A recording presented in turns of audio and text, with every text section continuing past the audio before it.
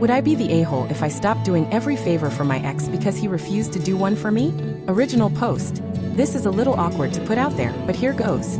My ex-husband Greg is 38 and I'm 30. We have 2 kids together, Louisa, 9 and Ted, 7. We divorced a little over 5 years ago and, on paper, we co-parent really well.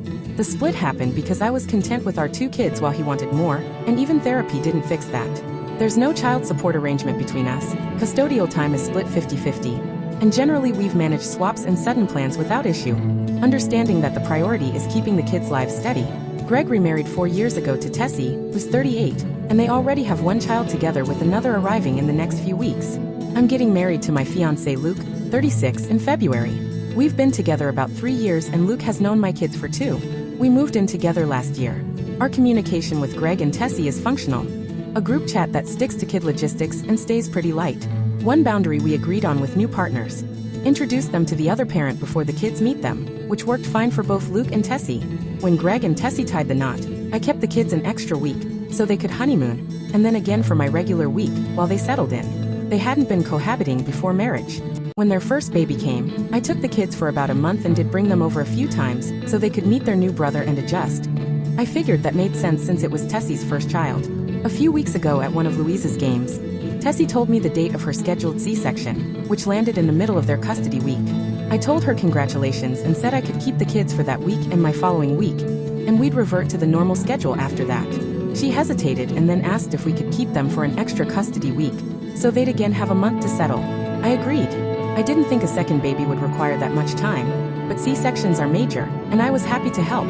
They live nearby, so popping over with the kids wouldn't be an unreasonable burden, and I genuinely love having them. We finalized honeymoon plans, 3 weeks away. I know that sounds long, but it's a once-in-a-lifetime trip for both of us and not something the kids would appreciate. The plan was straightforward. We'd get married on a Saturday during my custody week. The kids would stay with Greg that night and for his week. Then they'd stay through our week and the following week, effectively giving them one of my custody weeks plus an extra evening. I don't have family close by. My parents passed when I was young, grandparents before them, and the aunt and uncle who helped raise me retired to New Mexico, which is a long trip. I have friends who can babysit occasionally, but I didn't see an issue asking Greg to cover a week given precedent. I texted Greg a basic outline and emailed a detailed itinerary with locations, dates, times, and contact info so they'd know where we were and how to reach us. I assumed all was fine, but their response didn't come for days. When it finally arrived, it was what Luke and I now call the manifesto. A long, repetitive rant accusing me of going on a 3-week trip, without my kids, calling me a terrible person for asking a young mother to take her stepkids full-time for that stretch, and insisting I was gallivanting, which felt insulting. They kept referring to Tessie as a young mother. I assumed they meant mother of young kids, which grated on me. Also, Greg would be home during most of that time. It wouldn't be just Tessie alone. Their message essentially declared that I was a horrible co-parent for proposing the kids stay with them for 3 straight weeks, while they had a newborn in the house. Their new baby would be 6 months by the time of our trip. They framed it as fine that Luke and I don't want more children. Luke has a vasectomy, but that didn't entitle us to offload Louisa and Ted. I felt attacked.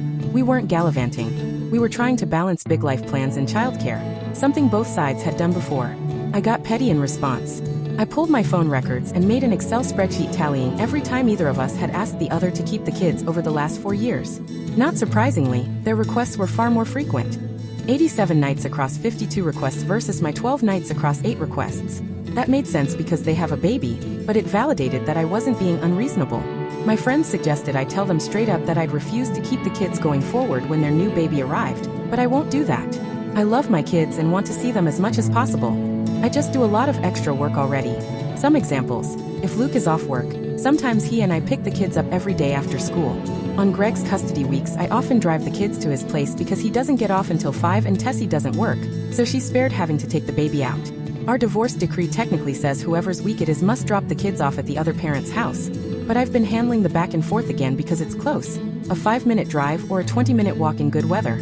I take the kids to all their appointments and handle parent-teacher stuff during the day since my schedule is flexible. Greg's is not. We've split health insurance per the decree and their coverage is through his employer, but because I take them to appointments I pay the co-pays and track what he contributes toward premiums. Honestly, it's been manageable, though expensive. Our daughter has type 1 diabetes, which has driven up costs. When Greg once mentioned money was tight, I decided the medical needs trumped that and let it go. Their son is currently in the process of being evaluated for autism and has significant meltdowns. This is all I know. My ex Greg is 38 and I'm 30. We share 2 kids, Louisa, 9 and Ted, 7. We split a little over 5 years ago and, by most measures, co-parent well. We divorced because I was content with our 2 children while he wanted more, and even therapy didn't fix that gap. There's no child support, we split custody 50-50, and in general we've been able to juggle swaps when life throws curveballs, so the kids' routines stay steady. Greg remarried 4 years ago to Tessie, who's also 38. They have 1 child and another is due in a few weeks. I'm marrying my fiancé Luke, 36, in February. We've been together 3 years and Luke has known my kids for 2. We moved in last year. Our communication with Greg and Tessie is functional. There's a group chat that stays focused on the kids and keeps things light. One rule we had about new partners was to introduce them to the other parent before the kids met them. And that worked out fine for everyone.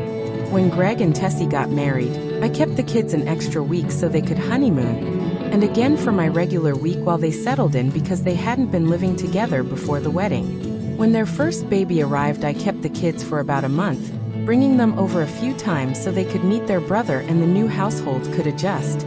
It seemed reasonable since it was Tessie's first child. A few weeks ago at Louise's game, Tessie told me the date of her scheduled C-section, which fell during their custody week. I congratulated them and offered to keep the kids that week and my following week so things could be normal after that. She hesitated and then asked if we could hold on to the kids for an extra custody week, so they'd have a month again to settle. I agreed. I didn't expect a second baby would need that much time, but a C-section is major surgery and I was happy to help. They live close, so bringing the kids over a few times wouldn't be far out of my way, and I genuinely enjoy having them. We finalized our honeymoon plans. 3 weeks. I know that sounds long, but it's a bucket list trip for both of us and the kids wouldn't appreciate it the way we would. The plan was simple. Get married on a Saturday during my custody week. The kids would stay with Greg that night, remain for his week, then stay through our week and the next week, effectively leaving them with him for one of my custody weeks plus an extra evening. I don't have family nearby.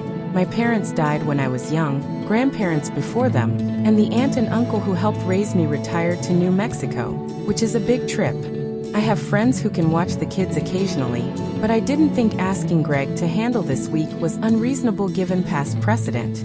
I texted him a rough outline and emailed a full itinerary with locations, dates and contact details, so they could reach us if needed. I thought everything was fine, but their reply didn't arrive for days.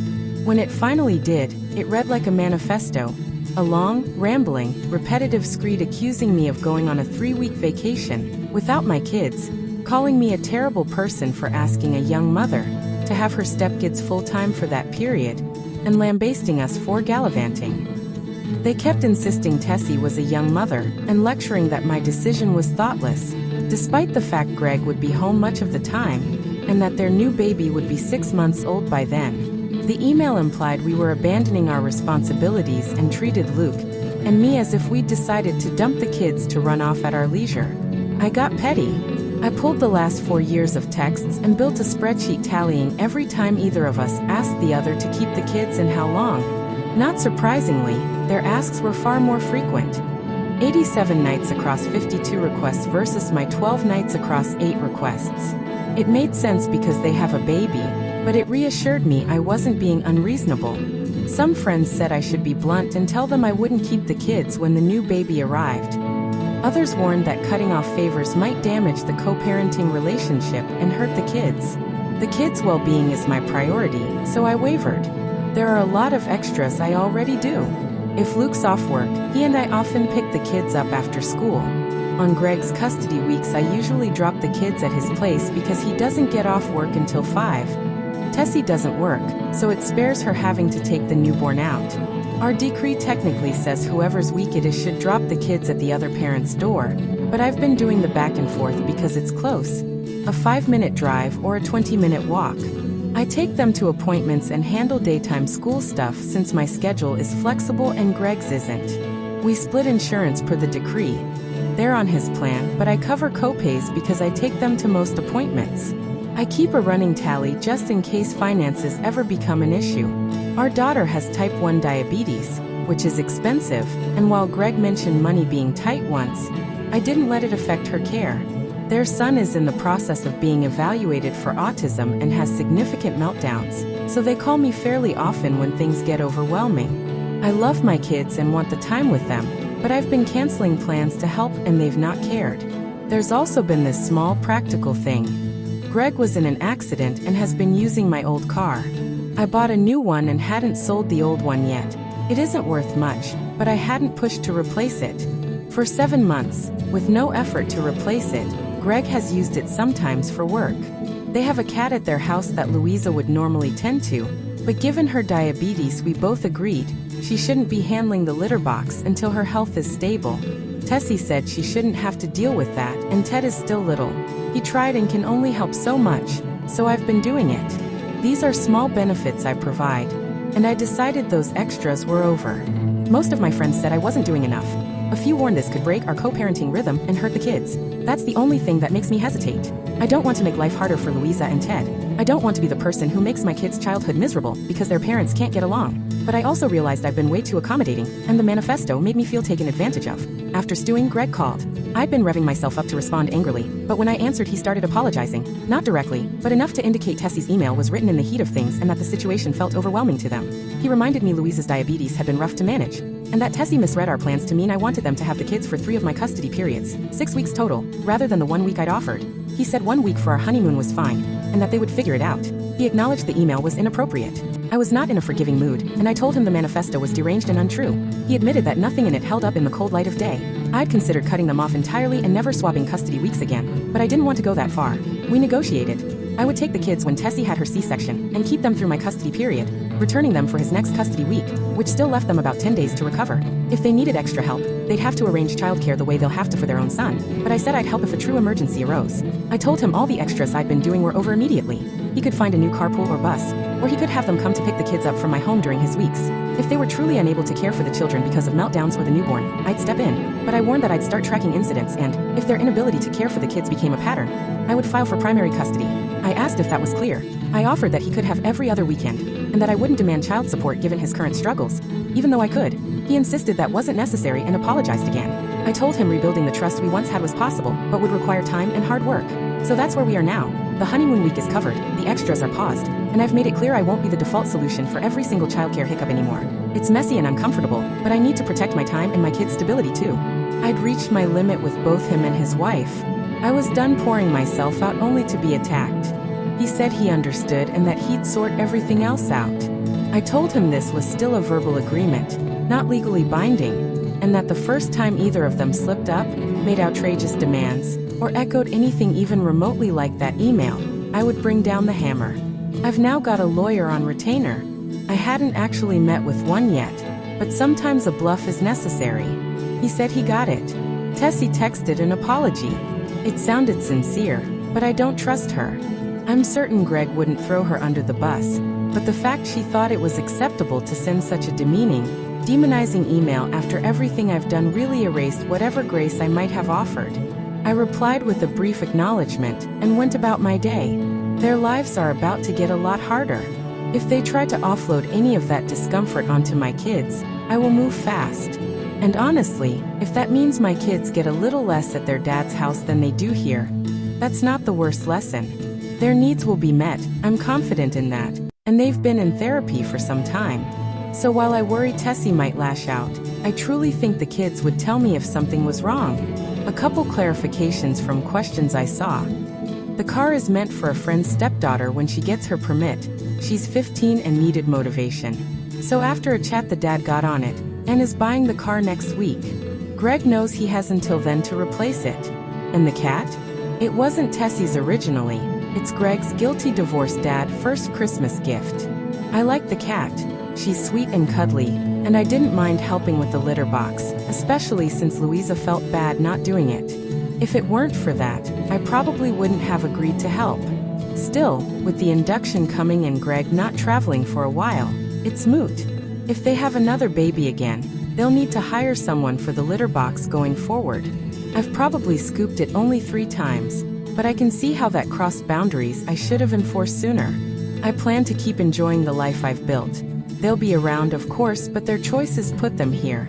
And they'll need to rebuild their support network. I'm excited for the wedding and especially the trip to Japan. Those things, and my kids, are my focus. Peace.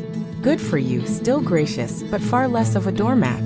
Tell them to reread her manifesto every time they think about asking you for a favor. They've burned themselves. I can tell it's both of them because the new wife was saying disrespectful things about you to your ex and he didn't shut it down. No one gets that entitled without repeating it out loud and getting agreement or silence from others. Next time he pushes back about no more favors, tell him to reread the email and call you back. Last story slip in. Would I be the a-hole for refusing to let my mom move in after she sold her house to pay for my brother's wedding? Short answer. Tell her to move in with your brother.